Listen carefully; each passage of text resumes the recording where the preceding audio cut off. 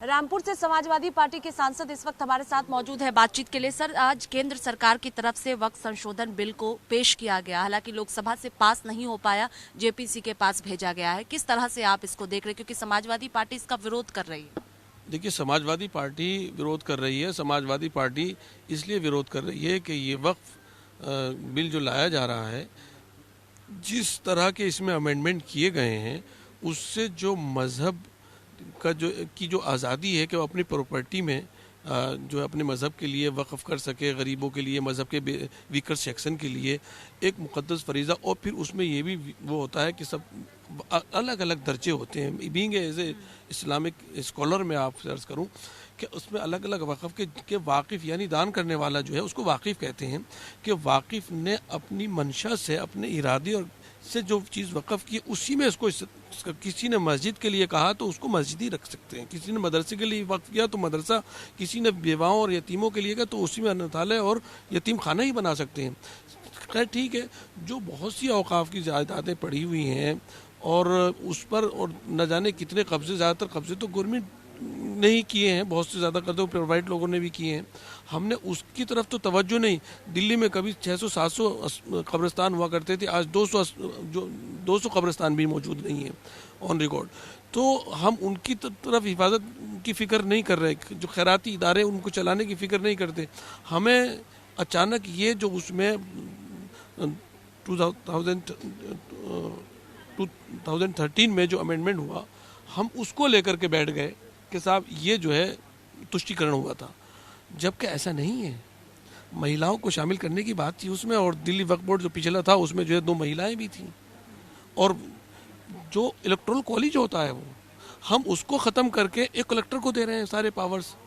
वक्फ board को ख़त्म करें, जो एक इलेक्टेड बॉडी है उसके पावर्स को ख़त्म, तो हम डेमोक्रेटिक होकर के। फिर दूसरे, आपने देखा हुआ कितना कंडिक्शन है हमारी बातों में।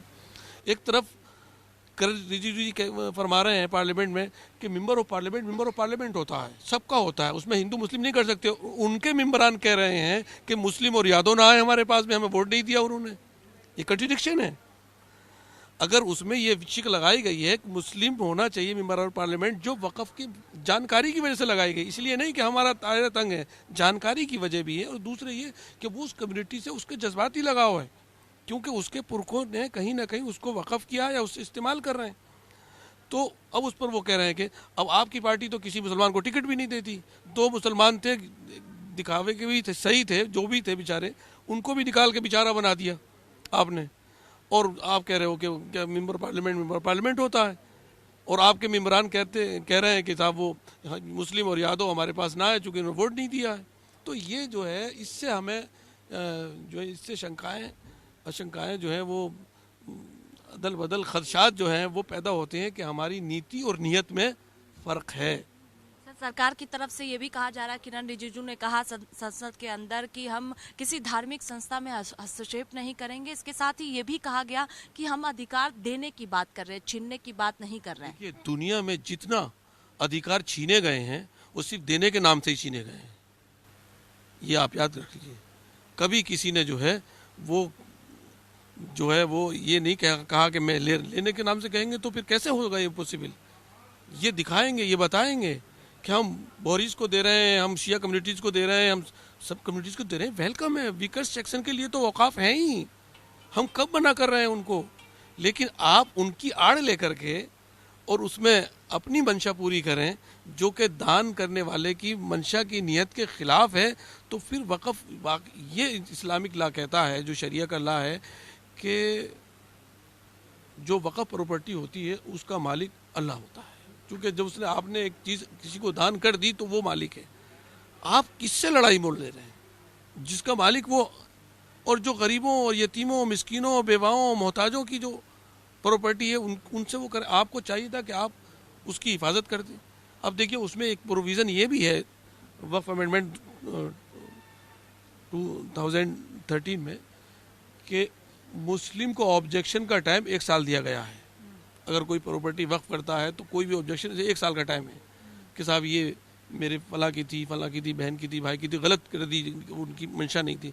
लेकिन अदर मुस्लिम को कभी भी क्लेम कर सकता है। तो किसी की प्रॉपर्टी कैसे वक़्फ़ हो जाएगी? कभी भी क्लेम कर सकता है। آپ کوئی بھی کبھی بھی کلیم کر سکتا ہے, کاغذات دکھا سکتا ہے کہ یہ پراپرٹی صاحب میری ہے اور یہ کسی نے غلط وقف کر دی.